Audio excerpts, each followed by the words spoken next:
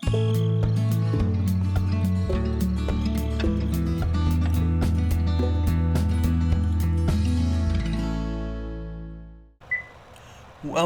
to Thueringer for Farming Simulator 15.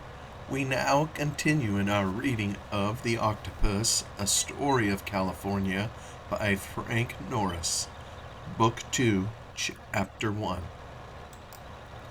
By the way, observed Hartrath, willing to change the subject, I hear you are on the Famine Relief Committee. Does your work progress? Oh, most famously, I assure you, she said. Such a movement as we have started. Those poor creatures. The photographs of them are simply dreadful. I had the committee to luncheon the other day, and we passed them around. We are getting subscriptions from all over the state, and Mr. Cedarquist is to arrange for the ship. The relief committee in question was one of a great number that had been formed in California and all over the Union for that matter, to provide relief for the victims of a great famine in central India. The whole world had been struck with horror at the reports of suffering and mortality in the affected districts, and had hastened to send aid. Certain women in San Francisco, with Mrs. Cedarquist at their head, had organized a number of committees, but the manufacturer's wife turned the meetings of these committees into social affairs, luncheons, teas, where one discussed the ways and means of assisting the starving Asiatics over teacups and plates of salad. Shortly afterward, a mild commotion spread throughout the assemblage of the club's guests. The drawing of the numbers in the raffle was about to be made. Hartrath, in a flurry of agitation, excused himself. Cedarquist took Presley by the arm. "Press, let's get out of this," he said. "Come into the wine room, and I will shake you for a glass of sherry." They had some difficulty in extricating themselves. The main room where the drawing was to take place suddenly became densely thronged. All the guests pressed eagerly about the table near the picture, upon which one of the hall boys had just placed a ballot box containing the numbers. The ladies, holding their tickets in their hands, pushed forward. A staccato chatter of excited murmurs arose. "What became of Heron and Lyman and the governor?" inquired Presley. Lyman had disappeared, alleging a business engagement, but Magnus and his younger son had retired to the library of the club on the floor above. It was almost deserted. They were deep in earnest conversation. "Heron," said the governor with decision, "there is a deal, there, in what Cedarquist says. Our wheat to China, hey, boy?" "It is certainly worth thinking of, sir." "It appeals to me, boy, it appeals to me. It's big, and there's a fortune in it. Big chances mean big returns, and I know your old father isn't a back number yet, Heron. I may not have so wide an outlook as our friend Cedarquist, but I am quick to see my chance. Boy, the whole East is opening, disintegrating before the Anglo-Saxon. It is time that breadstuffs, as well, should make markets for themselves in the Orient. Just at this moment, too, when Lyman will scale down freight rates so we can haul to Tidewater at little cost." Magnus paused again, his frown beetling, and in the silence, at the excited murmur from the main room of the club, the soprano chatter of the multitude of women found its way to the deserted library. "I believe it's worth looking into, Governor," asserted Heron. Magnus rose, and his hands behind him paced the floor of the library a couple of times, his imagination all stimulated and vivid. The great gambler perceived his chance, the kaleidoscopic shifting of circumstances that made a situation. It had come silently, unexpectedly. He had not seen its approach. Abruptly, he woke one morning to see the combination realized, but also he saw a vision, a sudden and abrupt revolution in the wheat, a new world of markets discovered, the matter as important as the discovery of America.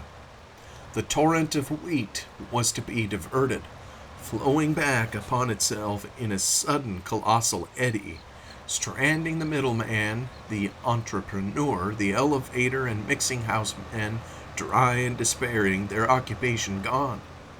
He saw the farmer suddenly emancipated, the world's food no longer at the mercy of the speculator, thousands upon thousands of men set free from the grip of trust and ring and monopoly acting for themselves, selling their own wheat, organizing into one gigantic trust themselves, sending their agents to all the entry ports of China.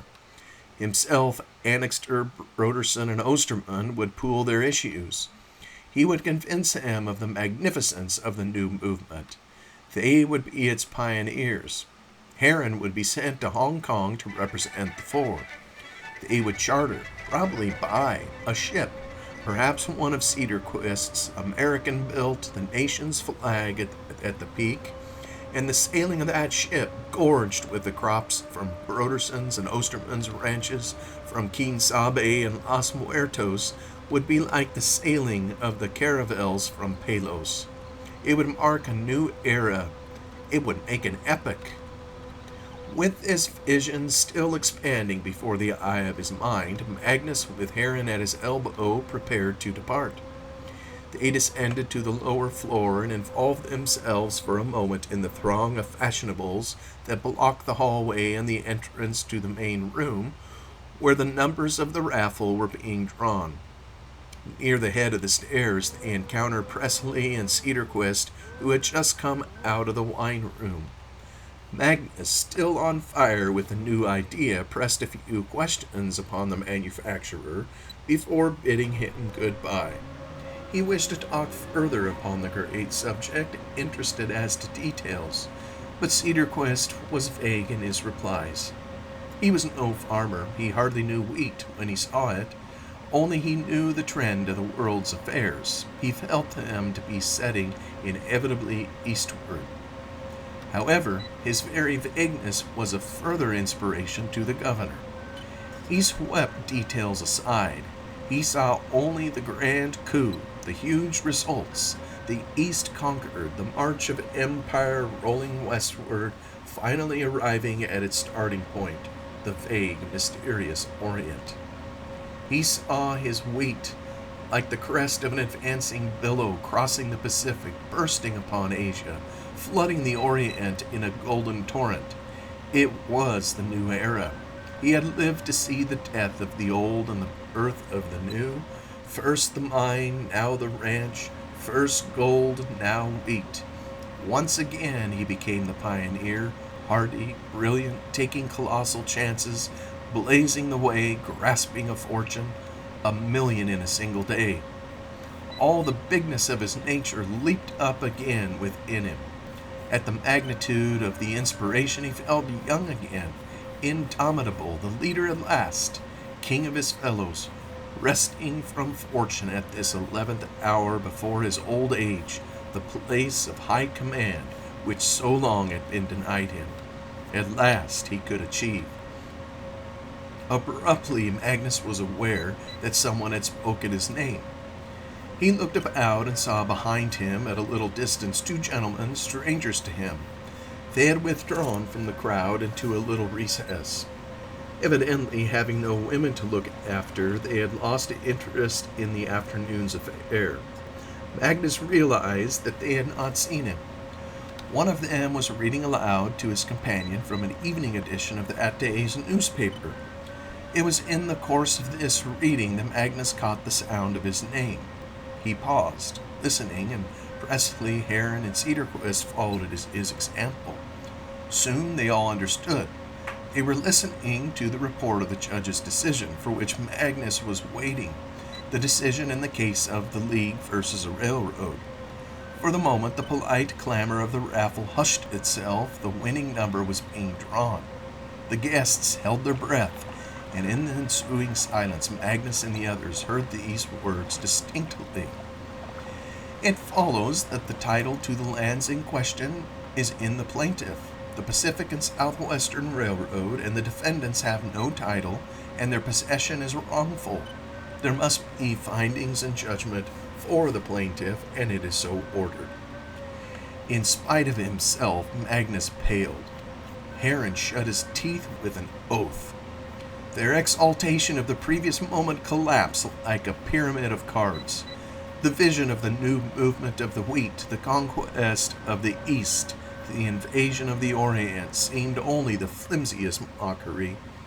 With a brusque wrench, they were snatched back to reality. Between them and the vision, between the fecund San Joaquin, reeking with fruitfulness, and the millions of Asia crowding toward the verge of starvation, lay the iron-hearted monster of steel and steam, implacable, insatiable, huge, its entrails gorged with the lifeblood that it sucked from the entire Commonwealth, its ever-hungry maw glutted with the harvests that should have fed the famished bellies of the whole world of the Orient. But abruptly, while the four men stood there gazing into each other's faces, a vigorous hand-clapping broke out. The raffle of Hartrath's picture was over, and as Presley turned about, he saw Mrs. Cedarquist and her two daughters signaling eagerly to the manufacturer, unable to reach him because of the intervening crowd. Then Mrs. Cedarquist raised her voice and cried, "I've won! I've won!" Unnoticed, and with but a brief word to Cedarquist, Magnus and Heron went down the marble steps leading to the street door, silent, Heron's arm tight around his father's shoulder. At once the orchestra struck into a lively air. A renewed murmur of conversation broke out, and Cedarquist, as he said goodbye to Presley, looked first at the retreating figures of the ranchers, then at the gaily dressed throng of beautiful women and debonair young men, and indicating the whole scene with a single gesture, said, smiling sadly as he spoke, "Not a city, Presley, not a city, but a midway plaisance." Chapter 2. Underneath the long trestle where Broderson Creek cut the line of the railroad and the upper road, the ground was low and covered with a second growth of gray-green willows. Along the borders of the creek were occasional marshy spots, and now and then Hilma Tree came here to gather watercresses, which she made into salads. The place was picturesque, secluded, an oasis of green shade in all the limitless, flat monotony of the surrounding wheatlands. The creek had eroded deep into the little gully, and no matter how hot it was on the baking, shimmering levels of the ranches above, down here one always found oneself enveloped in an odorous, moist coolness. From time to time, the incessant murmur of the creek pouring over and around the larger stones was interrupted by the thunder of trains roaring out upon the trestle overhead, passing on with the furious gallop of their hundreds of iron wheels, leaving in the air a taint of hot oil, acrid smoke, and reek of escaping steam. On a certain afternoon in the spring of the year, Hilma was returning to Quien Sabe from Hooven's by the trail that led from Los Muertos to Annixter's ranch houses under the trestle. She had spent the afternoon with Mina Hooven, who, for the time being, was kept indoors because of a wrenched ankle.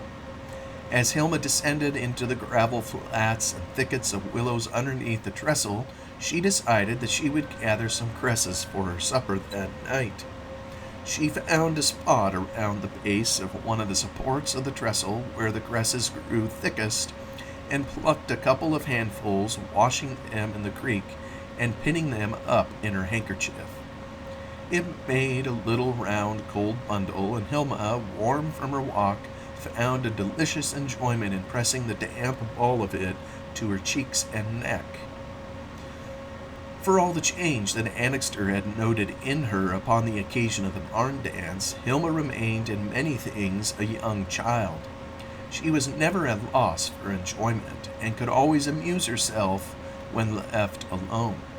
Just now she chose to drink from the creek, lying prone on the ground, her face half buried in the water, and this, not because she was thirsty, but because it was a new way to drink. She imagined herself a belated traveler, a poor girl, an outcast, quenching her thirst at the wayside brook, her little packet of cresses doing duty for a bundle of clothes. Night was coming on. Perhaps it would storm. She had nowhere to go. She would apply at a hut for shelter. Abruptly, the temptation to dabble her feet in the creek presented itself to her. Always she had liked to play in the water. What a delight now to take off her shoes and stockings and wade out into the shallows near the bank. She had worn low shoes that afternoon, and the dust of the trail had filtered in above the edges. At times she felt the grit and gray sand on the soles of her feet, and the sensation had set her teeth on edge. What a delicious alternative the cold, clean water suggested, and how easy it would be to do as she pleased just then, if only she were a little girl. In the end, it was stupid to be grown up. Sitting upon the bank, one finger tucked into the heel of her shoe, Hilma hesitated. Suppose a train should come. She fancied she could see the engineer leaning from the cab with a great grin on his face, or the brakeman shouting jibes at her from the platform. Abruptly, she blushed scarlet. The blood throbbed in her temples. Her heart beat. Since the famous evening of the barn dance, Annixter had spoken to her but twice. Hilma no longer looked after the ranch house these days. The thought of setting foot within Annixter's dining room and bedroom terrified her, and in the end her mother had taken over that part of her work. Of the two meetings with the master of Quien one had been a mere exchange of good mornings as the two happened to meet over by the artesian well. The other, more complicated, had occurred in the dairy house again. Annixter pretending to look over the new cheese press, asking about the details of her work. When this had happened on that previous occasion, ending with Annixter's attempt to kiss her, Hilma had been talkative enough, chattering on from one subject to another, never at a loss for a theme. But this last time was a veritable ordeal. No sooner had Annixter appeared than her heart leaped and quivered like that of the pound-harried doe. Her speech failed her. Throughout the whole brief interview, she had been miserably tongue-tied, stammering monosyllables, confused, horribly awkward, and when Annixter had gone away, she had fled to her little room, and bolting the door, had flung herself face downward on the bed, and wept as though her heart were breaking. She did not know why. That Annixter had been overwhelmed with business all through the winter was an inexpressible relief to Hilma. His affairs took him away from the ranch continually. He was absent sometimes for weeks, making trips to San Francisco or to Sacramento or to Bonneville. Perhaps he was forgetting her, overlooking her, and while at first she told herself that she asked nothing better, the idea of it began to occupy her mind.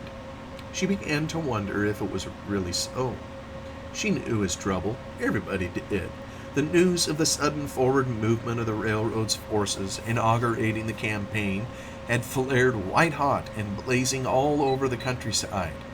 To Hilma's notion, Annixter's attitude was heroic beyond all expression. His courage in facing the railroad, as he had faced Delaney in the barn, seemed to her the pitch of sublimity. She refused to see any auxiliaries aiding him in his fight.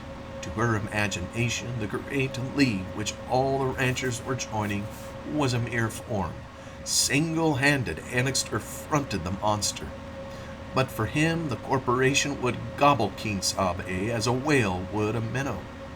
He was a hero who stood between them all and destruction. He was a protector of her family. He was her champion. She began to mention him in her prayers every night, adding a further petition to the effect that he would become a good man, and that he would not swear so much, and that he should never meet Delaney again. However, as Hilma still debated the idea of bathing her feet in the creek, a train did actually thunder past overhead, the regular evening overland, the through express that never stopped between Bakersfield and Fresno. It stormed by with a deafening clamor and a swirl of smoke in a long succession of way coaches and chocolate-colored Pullmans grimy with the dust of the great deserts of the Southwest. The quivering of the trestle supports set a tremble in the ground underfoot. The thunder of wheels drowned all sound of the flowing of the creek and also the noise of the buckskin mare's hoofs descending from the trail upon the gravel about the creek, so that Hilma, turning about after the passage of the train, saw Annixter close at hand with the abruptness of a vision. He was looking at her, smiling as he rarely did, the firm line of his outthrust lower lip relaxed good-humoredly. He had taken off his campaign hat to her, and though his stiff yellow hair was twisted into a bristling mop, the little persistent tuft on the crown, usually defiantly erect as an Apache scalp lock, was nowhere in sight.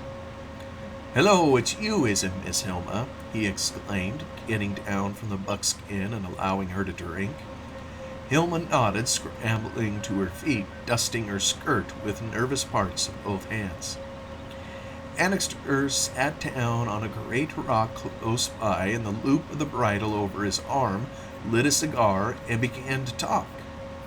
He complained of the heat of the day, the bad situation of the lower road over which he had come on his way from a committee meeting of the League of Los Muertos, of the slowness of the work on the irrigating ditch, and, as a matter of course, of the general hard times. "Miss Hilma," he said abruptly, "never you marry a ranchman. He's never out of trouble." Hilma gasped, her eyes widening till the full round of the pupil was disclosed. Instantly, a certain inexplicable guiltiness overpowered her with incredible confusion. Her hands trembled as she pressed the bundle of cresses into a hard ball between her palms. Annixter continued to talk. He was disturbed and excited himself at this unexpected meeting. Never through all the past winter months of strenuous activity, the fever of political campaigns, the harrowing delays and ultimate defeat in one law court after another, had he forgotten the look in Hilma's face as he stood with one arm around her on the floor of his barn, in peril of his life from the buster's revolver. That dumb confession of Hilma's wide-open eyes had been enough for him. Yet somehow he never had had a chance to act upon it. During the short period when he could be on his ranch, Hilma had always managed to avoid him. Once even, she had spent a month about Christmas time with her mother's father, who kept a hotel in San Francisco. Now, today, however, he had her all to himself. He would put an end to the situation that troubled him and vexed him day after day, month after month. Beyond question, the moment had come for something definite. He could not say precisely what. Readjusting his cigar between his teeth, he resumed his speech. It suited his humor to take the girl into his confidence, following an instinct which warned him that this would bring about a certain closeness of their relations, a certain intimacy. "What do you think of this row anyways, Miss Hilma, this railroad fuss in general? Think Shelgrim and his rushers are going to jump Quien Sabe, are going to run us off the ranch?" "Oh, no, sir," protested Hilma, still breathless. "Oh, no, indeed not." "Well, what then?" Hilma made a little uncertain movement of ignorance. "I don't know what." "Well, the League agreed today that if the test cases were lost in the Supreme Court, you know we've appealed to the Supreme Court in Washington, we'd fight." "Fight?" "Yes, fight." "Fight like you and Mr. Delaney that time with, oh dear, with guns?" "I don't know," grumbled Annixter vaguely. "What do you think?" Hilma's low-pitched, almost husky voice trembled a little as she replied, "Fighting with guns, that's so terrible. Oh, those revolvers in the barn, I can hear them yet. Every shot seemed like the explosion of tons of powder." Shall we clear out the inn? Shall we let Delaney have possession and S. Behrman and all that lot? Shall we give in to them? Never, never, she exclaimed, her great eyes flashing. You wouldn't like to be turned out of your home, would you, Miss Hilma? Because King Sabe is your home, isn't it? You've lived here ever since you were as big as a minute. You wouldn't like to have S. Behrman and the rest of them turn you out. No, she murmured. No, I shouldn't like that. There's Mama, and, well, do you think for 1 second I'm going to let him? Cried Annixter, his teeth tightening on his cigar. You stay right where you are. I'll take care of you right enough. Look here, he demanded abruptly. You've no use for that roaring lush Delaney, have you? I think he is a wicked man, she declared. I know the railroad has pretended to sell him part of the ranch, and he lets Mr. S. Behrman and Mr. Ruggles just use him. Right. I thought you wouldn't be keen on him. There was a long pause. The buckskin began blowing among the pebbles, nosing for grass, and Annixter shifted his cigar in the other corner of his mouth.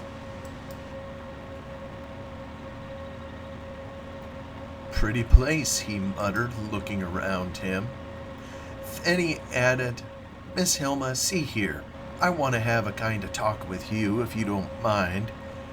I don't know just how to say these sort of things, and if I get all balled up as I go along, you just set it down to the fact that I've never had any experience dealing with female girls, understand? You see, ever since the barn dance, yes, and long before then, I've been thinking a lot about you. Straight, I have. And I guess you know it. You're about the only girl that I ever knew well, and I guess, he declared deliberately, you're about the only one I want to know. It's my nature. You didn't say anything that time when we stood there together and Delaney was playing the fool, but somehow I got the idea that you didn't want Delaney to do for me one little bit. That if he'd got me, then you would have been sorrier than if he'd got anyone else. Well, I felt just that way about you. I would rather have had him shoot any other girl in the room than you. Yes, or in the whole state. Why, if anything should happen to you, Miss Hilma, well, I wouldn't care to go on with anything. S. Behrman could jump the Keensabe and welcome, and Delaney could shoot me full of holes whenever he got good and ready. I'd quit. I'd lay right down. I wouldn't care a whoop about anything anymore. You are the only girl for me in the whole world. I didn't think so at first. I didn't want to. But seeing you around every day and seeing how pretty you were and how clever and hearing your voice and all, why, it just got all inside of me somehow, and now I can't think of anything else. I hate to go to San Francisco or Sacramento or Visalia or even Bonneville for only a day just because you aren't there in any of those places, and I just rush what I've got to do so I can get back here. While you were away that Christmas time, why, I was as lonesome as... you don't know anything about it. I just scratched off the days on the calendar every night, one by one, till you got back. And it just comes to this. I want you with me all the time. I want you should have a home that's my home, too. I want to take care of you and have you all for myself. You understand? What do you say? Hilma, standing up before him, retied a knot in her handkerchief bundle with elaborate precaution, blinking at it through her tears. What do you say, Miss Hilma? Annixter repeated. How about that? What do you say? Just above a whisper, Hilma murmured. I don't know. Don't know what? Don't you think we could hit it off together? I don't know. I know we could, Hilma. I don't mean to scare you. But what are you crying for? I don't know. Annixter got up, cast away his cigar, and dropping the buckskin's bridle, came and stood beside her, putting a hand on her shoulder. Hilma did not move, and he felt her trembling. She still plucked at the knot of her handkerchief. I can't do without you, little girl, Annixter continued. And I want you. I want you bad. I don't get much fun out of life ever. It sure isn't my nature, I guess. I'm a hard man. Everybody is trying to down me. And now I'm up against the railroad. I'm fighting them all, Hilma, night and day, lock, stock, and barrel. And I'm fighting now for my home, my land, everything I have in the world. If I win out, I want somebody to be glad with me. If I don't, I want somebody to be alongside of me to give me a touch of the shoulder now and then. I'm tired of fighting for things, land, property, money. I want to fight for some person, something besides myself. Understand? Want to feel that it isn't all selfishness, that there are other interests than mine in the game, that there's someone dependent on me, and that's thinking of me as I'm thinking of them. Someone I can have come home to at night and put my arm around like this, and have her put her two arms around me like... He paused a second, and once again, as it had been in that moment of imminent peril, when he stood with his arm around her, their eyes met. Put her two arms around me, prompted Annixter, half smiling. Like what, Hilma? I don't know. Like what, Hilma? He insisted. Like this? She questioned. With a movement of infinite tenderness and affection, she slid her arms around his neck, still crying a little. The sensation of her warm body in his embrace, the feeling of her smooth, round arm through the thinness of her sleeve, pressing against his cheek, thrilled Annixter with a delight such as he had never known. He bent his head and kissed her upon the nape of her neck, where the delicate amber tint melted into the thick, sweet-smelling mass of her dark brown hair. She shivered a little, holding him closer, ashamed as he had to look up. Without speech, they stood there for a long minute, holding each other close. Then Hilma pulled away from him, mopping her tear-stained cheeks with the little moist ball of her handkerchief.